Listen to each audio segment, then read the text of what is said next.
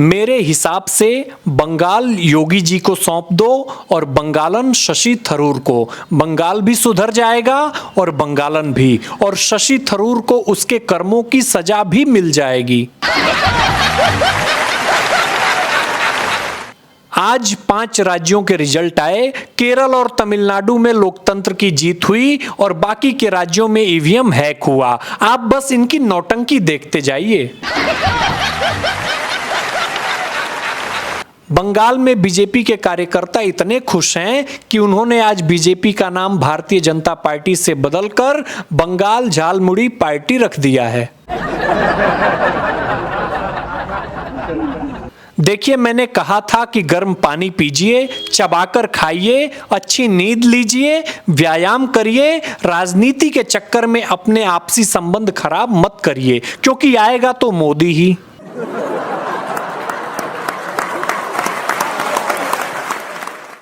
पश्चिम बंगाल के चुनाव में ममता बनर्जी बहुत आगे निकल गईं, इतनी आगे कि थोड़ी देर में बांग्लादेश में घुस जाएंगी।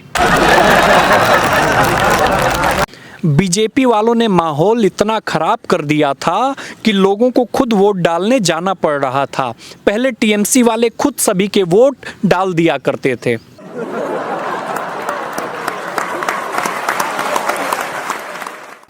अधिकांश चमचे कटप्पा मोड में हैं। वो जानते हैं कि सत्य क्या है, लेकिन राजमाता को वचन दिया है कि गुलामी नहीं छोड़ेंगे।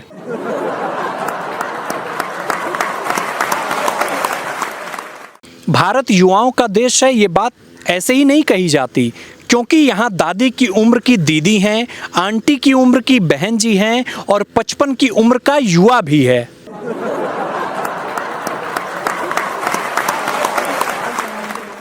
आज है 4 मई, मतलब ममता दीदी बंगाल से गईं।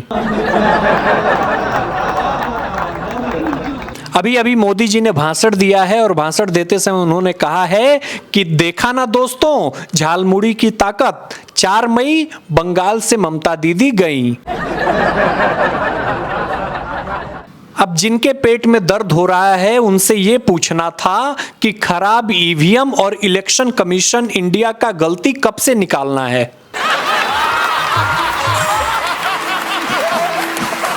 अमिताभ बच्चन ने अपनी पत्नी जया बच्चन को अपना हाथ दिखाया तो वो नाराज हो गईं, क्योंकि अमिताभ के हाथ में रेखा थी। मतलब कि क्या जमाना आ गया। कांग्रेस के होने या न होने, चुनाव लड़ने या न लड़ने का लोगों का छोड़ो, खुद कांग्रेसियों के भी कोई फर्क नहीं पड़ता है।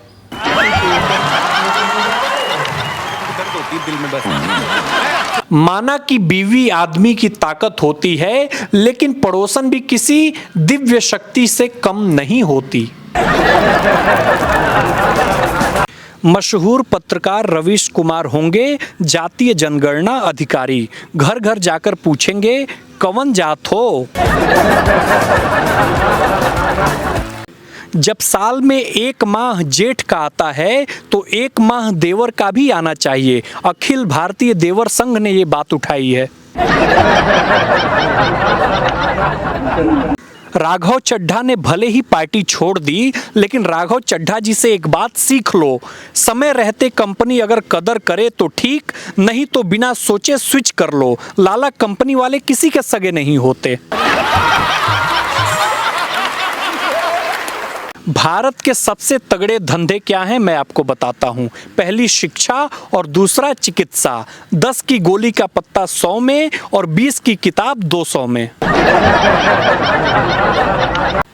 जरूरी सूचना, 2 मई से जेठ जी आ रहे हैं, थोड़े गर्म मिजाज के हैं, इसलिए सलाह है कि महिलाएं सर व मुंह ढककर रखें। हर वर्ष जेठ जी 1 महीना रुकते थे, इस बार 2 महीने रुकेंगे, ये बात जनहित में जारी। भाई साहब, 2 दिन पहले अभी अलार्म बजा है सबके मोबाइल में। सेफ्टी का तो पता नहीं, पर हमारे मोहल्ले के चाचा जी कह रहे थे कि अचानक इतना तेज सूरज बाबू साउंड बजेगा तो हार्ट अटैक जरूर आ जाएगा सरवा। भगवान ने दुनिया में हर आदमी को आजाद और समझदार बनाकर भेजा है। अब वह शादी कर ले तो भगवान की इसमें क्या गलती है भाई।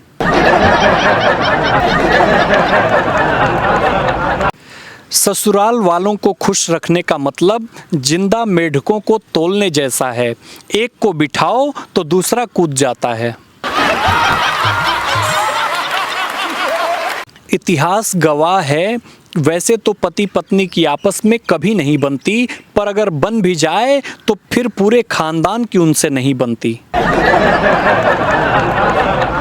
कल एक लड़का कह रहा है कि गर्मी इतनी बढ़ गई है कि समंदर को सिमट कर दरिया नहीं होने देंगे, समंदर को सिमट कर दरिया नहीं होने देंगे, लपेट लेंगे गमछा लेकिन खुद को करिया नहीं होने देंगे।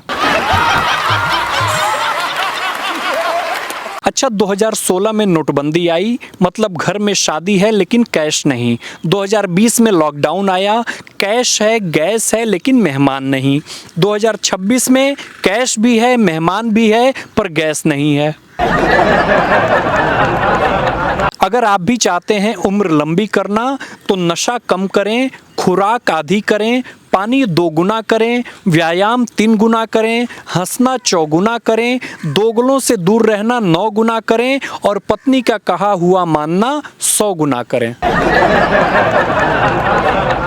कल एक मेरा दोस्त कह रहा है कि शादी के बाद पता चला कि सास ने अपने बेटे को बड़ी मेहनत से पाला है, जैसे हमारी माँ ने हमें मीशो से ऑर्डर करके मंगवाया है। गर्मियों में चुनाव क्यों होता है मैं आपको बताता हूँ।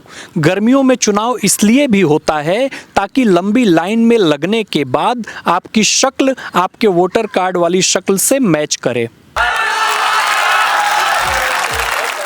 असम के मतदाता के मन में तो बस एक ही शंका है कि हिमंता शर्मा रिजल्ट के बाद पहले शपथ लेंगे या पवन खेड़ा की लेंगे। पिछले 2 दिन से एग्जिट पोल के अनुसार असम में बनेगा पवन का पेड़ा, बंगाल में झालमुड़ी आगे, केरल में पप्पू पास हो गया, तमिलनाडु से स्क्रिप्टो की सरकार, यही एग्जिट पोल बता रहा है। तो पिछले दिनों एक बनारसी ने बनारसी से पूछा कि भाई तुम्हारे पास कितने पैसे हैं। उसने बोला भाई देख पैसे की बात मत कर, 15 लाख तो मोदी जी के पास पड़े हैं। हाँ। और 5 बोरा आलू राहुल गांधी के पास सोना बनाने के लिए पड़ा है। हाँ। जब तक मोदी जी 15 लाख दे नहीं देते तब तक उन्हें प्रधानमंत्री पद से हटने नहीं दूंगा, और जब तक 5 बोरा आलू राहुल गांधी सोना बना के नहीं दे देते तब तक उन्हें प्रधानमंत्री बनने नहीं दूंगा।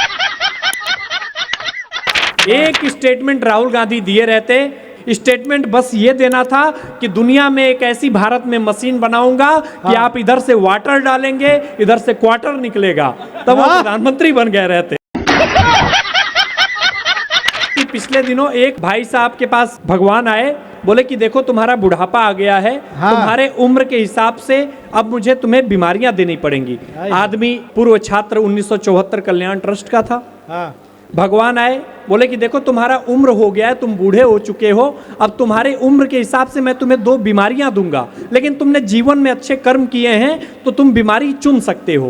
पहली बीमारी ये है कि तुम्हारे हाथ पैर बुढ़ापे में कांपेंगे, और दूसरी बीमारी ये है कि तुम्हारी याददाश्त कमजोर हो जाएगी। अरे उसने बोला कि भगवान मुझे केवल 5 मिनट का समय दीजिए, मैं अपने दोस्त से पूछ के आता हूँ कि आखिर मुझे कौन सी चीज चुननी है। अपने दोस्त के पास गया, दोस्त ने बोला कि देखो हाथ पैर कांपने की बीमारी मांगना, क्योंकि ग्लास में से एक आध पैक छलक जाए तो कोई बात नहीं, लेकिन बोतल कहाँ रखे हो यही भूल जाओगे, बड़ी दिक्कत होगी।